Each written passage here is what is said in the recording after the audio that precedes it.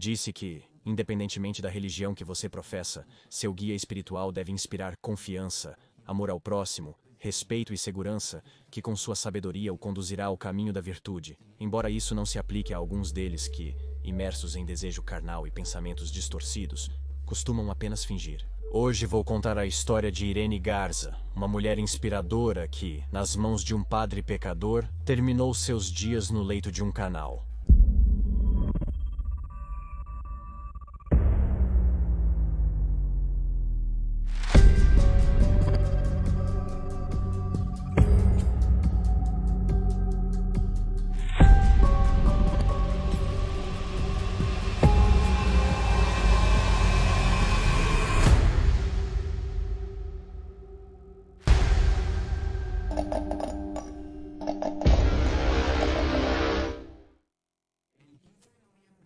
Em 1934 nasceu Irene Garza, irmã de Josi e filha de Nicolás e Josefina. Essa família de imigrantes mexicanos vivia o sonho americano e se estabeleceu no condado de Hidalgo, Texas. Os pais abriram uma lavanderia para se sustentar. Não me refiro à lavagem de dinheiro, mas a um negócio de lavanderia real. Eles trabalhavam muito duro para sustentar seus dois pequenos. Com o tempo, esse negócio proporcionaria não só o sustento da família, mas também estabilidade econômica. Tanto procuravam. Foi assim que tudo melhorou, e então eles puderam se mudar para uma área mais privilegiada, ao sul de McAllen. Neste ponto, Irene era apenas uma adolescente. A jovem era conhecida por ser bonita, respeitosa, devota e amável. Simplesmente uma menina de família. Ela conquistou o carinho de toda a vila. Sabe-se que desde pequena ela era apaixonada por concursos de beleza e por isso participou de alguns. Aos 23 anos, isso no ano de 51, Irene foi eleita como Rainha da Beleza do Sul do Texas, bem como rainha de sua universidade. Isso provocou uma grande popularidade para Irene, por isso muitos rapazes tinham interesse nela, assim como mulheres a admiravam, mas ao mesmo tempo sentiam inveja. Ela tinha uma encantadora combinação de beleza e inteligência. E em sua curta vida, acumulou uma coleção de conquistas e primeiros lugares. Foi a primeira líder de torcida hispânica em uma escola majoritária. Foi a primeira anglo-saxã da família a ir para a universidade perto da fronteira Texas-México. Isso que acabei de te contar foi destacado pelo jornal The New York Times. A então rainha se formou na universidade para se tornar professora de segundo grau do ensino fundamental público. Ela era tão bondosa e muitas vezes, por sua solidariedade, usava seu salário para comprar materiais para as crianças que não podiam pagar. A Irene adorava o seu trabalho. Ela amava educar os pequenos da comunidade. Ela também fazia parte de um grupo católico chamado Legião de Maria, ao qual comparecia diariamente sem esquecer de comungar. Porém, ela teve 2 namorados. O primeiro era muito religioso como ela, mas aqueles que a conheciam notavam que ela não estava tão apaixonada por ele. Depois, ela conheceu um rapaz que tinha má reputação, pois não era nada religioso e estava um pouco, digamos, desviado. Irene se apaixonou por ele. Depois de um tempo, eles terminaram, já que o rapaz pediu a ela o tesourinho, a prova de amor, o que Irene não aceitou por sua fiel crença em chegar virgem ao casamento. Irene tinha todos os meios para se mudar para a grande cidade, como é comum nos Estados Unidos. No entanto, aos seus 25 anos de vida, ainda morava com seus pais. Garza dizia que preferia servir a sua comunidade do que ir para longe. Nicolás e Josefina estavam cheios de orgulho e alegria por terem uma filha tão boa. E nesta parte da história é onde vem o forte e ao mesmo tempo triste. Era o ano de 1960 no tempo católico, a Semana Santa. Naquele 16 de abril, como fervorosa religiosa, Irene avisou aos seus pais que passaria pela Igreja do Sagrado Coração para ouvir a missa vespertina. Além disso, dedicaria um tempo para se confessar. Naquela tarde chuvosa, a jovem saiu de casa vestida com uma saia. Nos tornozelos, cor marrom com flores azul celeste e folhas verdes, uma blusa de pregas. Sua bolsa preta de couro e sapatos brancos com salto e cabedal vazado. Com o passar das horas, a noite chegou e Irene não voltava para casa. Josefina supunha que a jovem tinha ficado na vigília pascal e acalmou Nicolás, o pai. A noite rapidamente se transformou em madrugada e já eram 3 da manhã, e os senhores Garza perceberam que sua filha não estava em casa. A polícia surpreendeu ao chegar à casa, pois a jovem geralmente não fica na rua naquela hora. Preocupados com os eventos, rapidamente foram à delegacia de McAllen denunciar o sumiço de Irene. E é neste ponto que o desespero e a angústia se desencadeiam, pois nesses casos a polícia sempre tem que seguir um protocolo, pois tem que descartar que o desaparecimento não seja uma fuga voluntária. Para quem conhecia a jovem, isso era desespero, uma ideia extremamente absurda, pois a professora seria incapaz de ir embora dessa maneira. Ela tinha uma vida muito ativa na comunidade por seu trabalho como professora, além do voluntariado com a Legião de Maria, entre outros compromissos sociais como resultado de seu reinado de beleza. As coisas em si não estavam indo nada bem. A mulher mais popular do condado havia desaparecido, e ninguém sabia de seu paradeiro. Parecia que a terra a tinha engolido.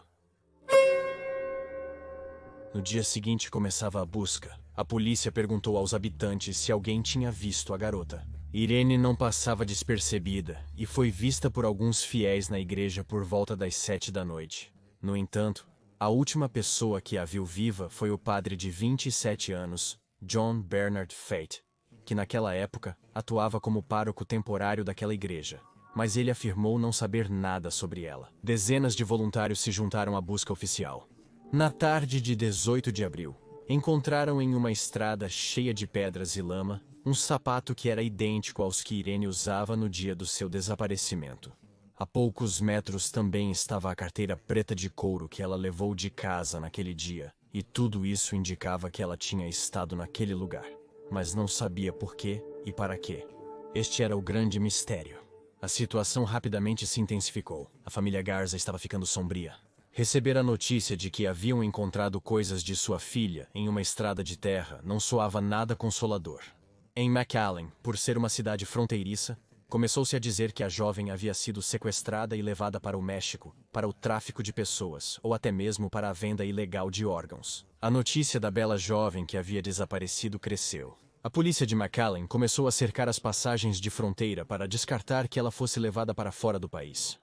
Inclusive, a busca se estendeu até algumas vilas do México, algo que nunca antes havia sido feito. A comunidade estava cada vez mais consternada e a incerteza aumentava. Por outro lado, a família começou a receber pistas falsas. Em uma ocasião, uma pessoa entrou em contato por telefone se passando por Irene. Disseram a Josefina que ela havia sido sequestrada e levada para o México. Um homem apareceu dizendo ter sido louco. Ele havia tirado a vida dela e a enterrado. Mas descobriu-se que a pessoa declarou em estado de embriaguez e inventou toda a história. À medida que os dias passavam, a situação se tornava cada vez mais insustentável. A polícia já não sabia por onde procurar nem o que fazer. As manobras não traziam resultados positivos e era muito complicado para a família não saber do paradeiro de Irene. Já no dia 21 de abril daquele ano, um jovem chamado Arnold passeava à beira de um canal não muito distante da cidade, quando de repente notou que algo podia ser visto ao longe. Ele notificou consternado a polícia. Primeiro pensei que fosse um saco flutuando. Depois percebi que era o cadáver de uma garota. O homem havia encontrado o corpo de Irene naquele ensolarado quinta-feira. Ela estava usando aquele traje floral. Não havia dúvida alguma com isso. Tinha que ser a Irene. Sua mãe entrou em choque ao descobrir o que foi encontrado. As investigações forenses, infelizmente, apenas confirmaram o inevitável e trouxeram notícias dramáticas. A jovem mais bela do condado havia sido assassinada. Os detetives notaram imediatamente que sua blusa estava desabotoada e que faltava a roupa íntima por baixo da saia. Mas isso eu te explico agora. A vida da bela jovem de 25 anos foi tirada pela polícia. Ele se aproximou da prisão e a polícia se aproximou da prisão.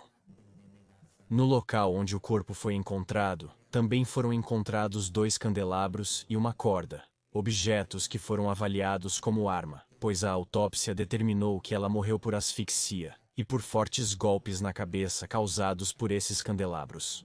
Infelizmente também, pois como eu te disse, ela foi abusada pela polícia. Os peritos responsáveis pelo caso disseram que a maneira como ela morreu foi bastante dolorosa e ao mesmo tempo cruel. No entanto, uma das circunstâncias que dificultou a busca pelo culpado foi a água onde a encontraram. Esta, portanto, desapareceu com qualquer tipo de evidência que pudesse haver, que pudesse dar algum indício sobre quem era o responsável pelo atroz. A polícia, da mesma forma, não desistia. Continuava na busca de alguma nova pista e a encontraram. No leito do canal onde haviam localizado Irene, estava um aparelho verde. Era um visor de slides, mas a questão aqui era qual conexão teria com a cena do crime. Os investigadores solicitaram informações aos habitantes, e estes comunicaram à imprensa. E quando menos esperavam, receberam uma carta da polícia. Uma carta manuscrita onde reivindicavam ser o proprietário deste objeto.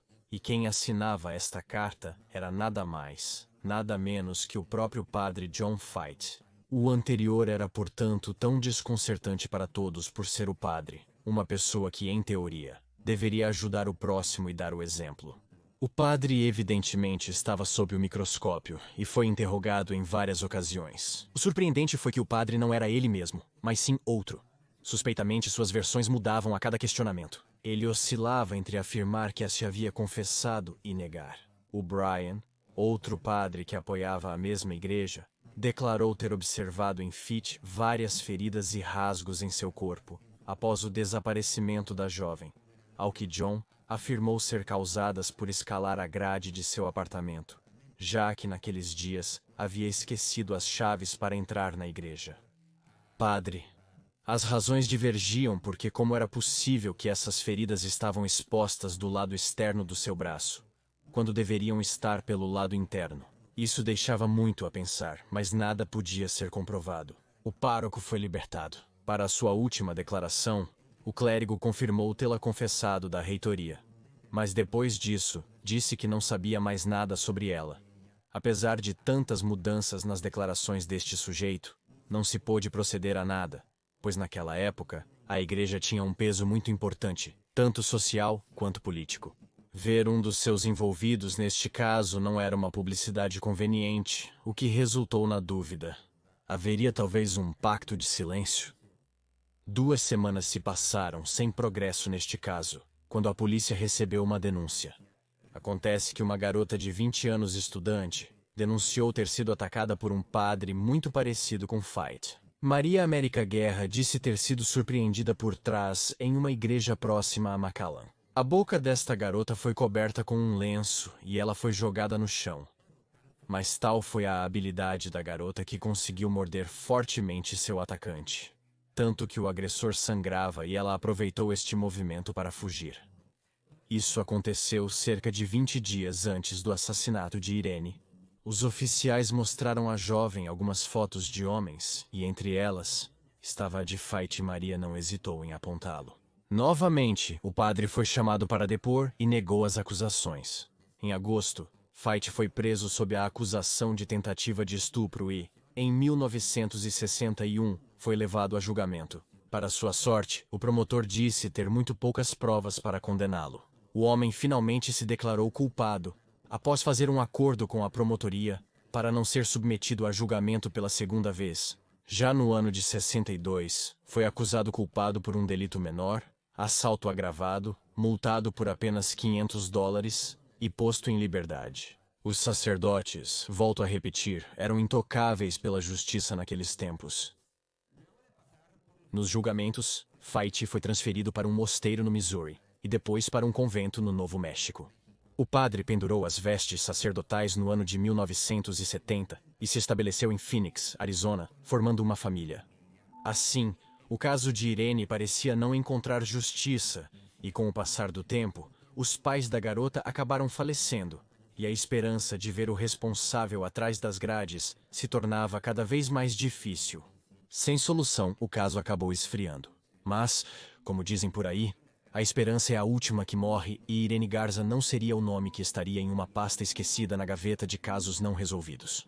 Sendo assim, 40 anos depois, já em 2002, o chefe de polícia de McAllen, Victor Rodrigues, reabriria o caso, atribuindo agora a Rudy Jaramillo a nova investigação. Mais adiante, a polícia encontraria uma peça importante para avançar na investigação, pois o monge Daudi Tachene de Oklahoma escreveu para eles para revelar detalhes de um crime. A história de um jovem padre que lhe foi confiado para aconselhar na Páscoa de 1960. Dowd revelou que, não podendo mais suportar a culpa de carregar esse silêncio pela confissão de Fight, depois de tantos anos, precisava dizer tudo o que este padre lhe havia dito. E esta foi palavras de Fight ao monge. Ao terminar de confessá-la, a levei à força para o porão, um lugar isolado por paredes grossas. Seus gritos não ecoavam para fora. Ela me arranhou e gritou por ajuda, mas foi em vão. Eu a amarrei completamente, a toquei e a fiz minha. Depois, fui continuar confessando os outros fiéis. Ao terminar meus deveres, peguei Irene e a levei para a casa paroquial. Lá, coloquei-a na banheira e envolvi sua cabeça em uma folha. Após cumprir minhas obrigações, levei Irene à casa paroquial. Coloquei-a na banheira, envolvi sua cabeça em uma folha e a deixei sozinha, ignorando seus gritos de desespero por não conseguir respirar, antes de fechar a porta. Quando voltei, ela estava morta.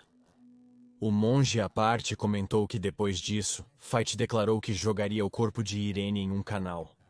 Os policiais confirmaram a versão do monge com a do padre Joseph O'Brien, que naquela época testemunhou ter visto os arranhões na pele do assassino. Agora confirmariam que Fight confessou ter matado Irene e jogado em um canal.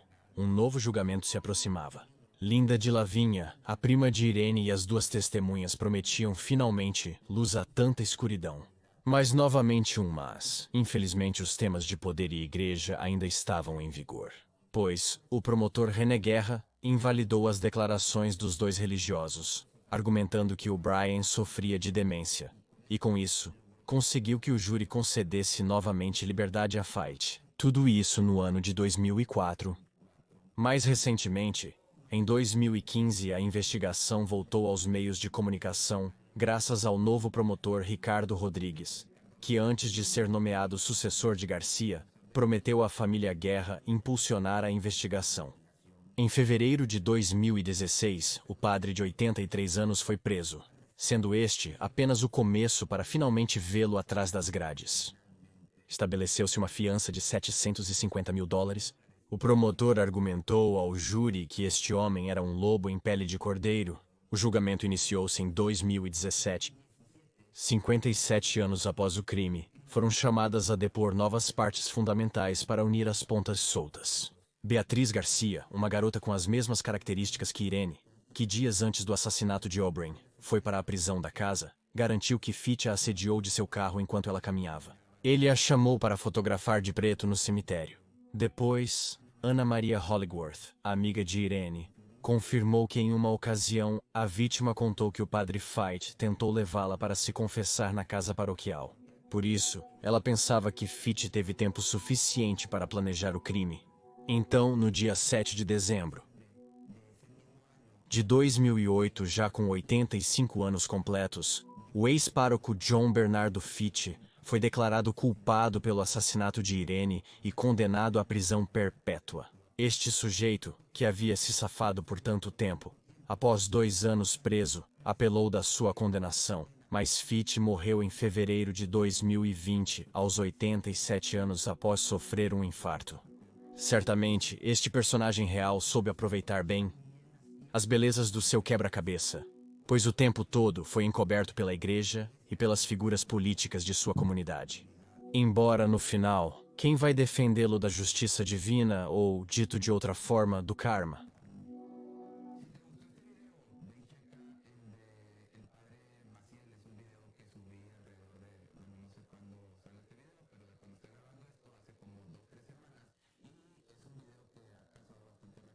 Se gostou deste, provavelmente vai gostar daquele. E que também já postei no Facebook. E então nos vemos no próximo mistério.